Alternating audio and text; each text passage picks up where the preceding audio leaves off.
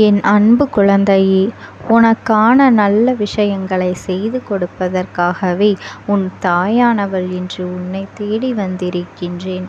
என் தங்கமே, இந்த அம்மாவின் உடல் இன்று அனலாக எரிகின்றது. ஏன் தெரியுமா? உனக்கு இத்தனை கஷ்டங்களையும் கொடுத்துவிட்டு இன்று சந்தோஷமாக இருக்கின்றார்கள். இன்று இந்த தேய்பிறை அஷ்டமி நாளில் உன் அம்மாவின் உடல் அனலாக எரிந்து கொண்டிருக்கின்றது. அதற்கு என்ன காரணம் என்று உனக்கு நான் இன்று சொல்லப் போகின்றேன். அது மட்டுமல்ல, இன்று இந்த தேய்பிறை அஷ்டமியினுடைய இரவுக்குள் இப்படி இந்த அம்மாவின் உடல் அனலாக எரிவதற்கு காரணமாக இருந்த உன் வாழ்க்கையின் துரோகிகளை நான் ஒழித்து கட்டப் போகின்றேன். இன்று இரவுக்குள் நான் ஒரு விஷயத்தை நடத்துவதாக உனக்கு வாக்குறுதி கொடுக்கின்றேன். அது என்ன விஷயம் என்று உனக்கு உன் அம்மா நான் சொல்லத்தான் போகின்றேன். இப்பொழுது வந்திருக்கின்றேன். என் குழந்தையே, எப்பொழுதும் இந்த வாழ்க்கை உனக்கு கொடுக்கின்ற விஷயங்களை எல்லாம் கண்டு நீ மனப்பதற்றம் அடைந்து விடுகின்றாய். உன்னை சுற்றி என்ன நடக்கின்றது என்று யோசித்து யோசித்து என் பிள்ளை மிகுந்த வேதனைக்கு ஆளாகி நிற்கின்றாய். எவ்வளவுதான் கஷ்டங்களை நீ கடந்து வந்தாலும் கூட இந்த துரோகத்தினுடைய உச்சம் என்பது எப்பொழுதும் உன் வாழ்க்கையில் இருந்து கொண்டுதான் இருக்கின்றது. இந்த துரோகிகளுக்கு நாம் என்ன தண்டனை கொடுக்கப் போகின்றோம் என்று நீ யோசித்து கொண்டிருக்கின்ற இந்த நேரத்தில் இந்த அம்மா உனக்கு அந்த செய்தியை கொண்டு வந்திருக்கின்றேன் என்றால் நிச்சயமாக நீ என்னுடைய அன்பால் வாழ்ந்து கொண்டிருக்கின்றாய் என்பதனை நீ மறந்து விடாதே. நீ நினைப்பதை நான் பேசுகின்றேன் என்றால் அந்த நொடியே நீ புரிந்து கொள்ள வேண்டும். உனக்கும் எனக்கும் இடையில் எந்த அளவிற்கு நெருக்கம் இருக்கின்றது என்று எந்த காலகட்டத்திலும் என் பிள்ளை நீ உன்னை சார்ந்து நடக்கின்ற விஷயங்களை எல்லாம் பெரிதாக எடுத்து கொள்ளாமல் நமக்கு தேவையாக இருக்கின்றதா என்பதனை மட்டும் பார்த்து கொண்டிருக்கின்றாய். இந்த காலகட்டம் உனக்கு கொடுத்திருக்கின்ற ஒவ்வொரு சூழ்நிலைகளையும் கண்டு என் பிள்ளை நீ மனதிற்குள் வேதனை கொண்டது எல்லாம் தீர்ந்துவிட்டது. இப்பொழுது இந்த வாழ்க்கை நமக்கு எதற்காக கிடைத்திருக்கின்றது என்கின்ற எண்ணம் மட்டும்தான் உனக்குள் முழுமையாக இருக்கின்றது அல்லவா? என் பிள்ளையே, இந்த நேரத்தில் எல்லாம் நீ என்ன நினைத்தது உன் வாழ்க்கையை ஆரம்பித்தாய் என்று உன் அம்மா எனக்கு நன்றாக தெரியும். என் பிள்ளை யோசிக்கின்ற விஷயங்கள் அத்தனையுமே இந்த வாழ்க்கைக்கானதாக இருக்க வேண்டும்.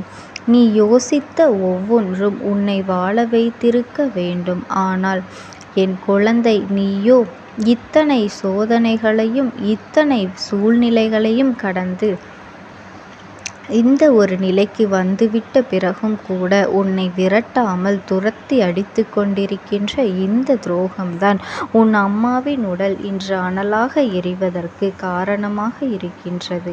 நான் நினைத்திருந்தால் என்றோ இவர்களை ஒழித்து கட்டி இருக்க முடியும். ஆனால் இவர்களுக்கென்று நான் கொடுத்த வாய்ப்பினை இவர்கள் சரியாக பயன்படுத்தி கொள்வார்கள் என்று நான் நினைத்தது என்னுடைய தவறு. என்னுடைய எண்ணம் இவர்கள் பொய்யாக்கி விட்டார்கள். எல்லோருக்குமே ஒரு வாய்ப்புகள் கொடுக்கப்பட்ட பிறகுதான் அவர்களுக்கு என்ன என்று நான் முடிவெடுப்பேன். இவர்களுக்கு அது போன்று நான் கொடுத்த இந்த வாய்ப்பினை இவர்கள் சரியாக பயன்படுத்தி கொள்ளவில்லை. தேவையில்லாத விஷயங்களை செய்து தேவையில்லாத விஷயங்களுக்காக இவர்கள் வேண்டுமென்றே வாழ்க்கையில் தவறுகளை செய்து பிரச்சனைகளை இழுத்து கொண்டார்கள். இதற்கு மேலும் நாம் என்னதான் செய்ய போகின்றோமோ என்று நீ எண்ணிக்கொண்டிருந்த இந்த நேரத்தில் என் பிள்ளையே, நான் உனக்காக உன் வாழ்க்கையில் செய்யக்கூடிய இந்த நன்மையை பற்றி சொல்கின்றேன். என் பதற்றப்படாதே. வாழ்க்கையில் மேலும் மேலும் துன்பங்கள் உன்னை சுற்றி சுற்றி வருகிறதே என்று சொல்லி நீ வருத்தப்படாதே. எல்லா நிலையையும் இந்த வாழ்க்கையில் உனக்கு மாறும். எல்லா சூழ்நிலைகளும் நிச்சயமாக உனக்கு நல்ல திருப்பத்தை கொண்டு வரும்.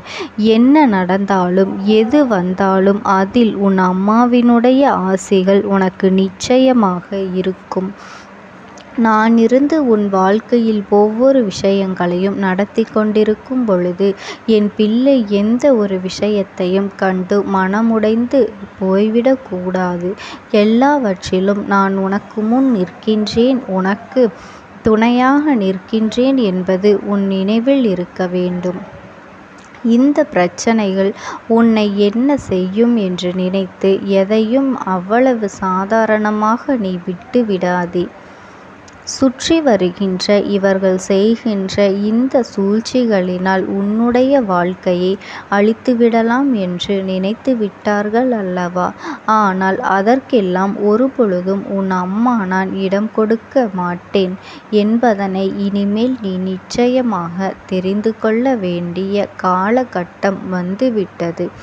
எல்லோருக்குமே ஒரு நிலை என்ற ஒன்று உண்டு.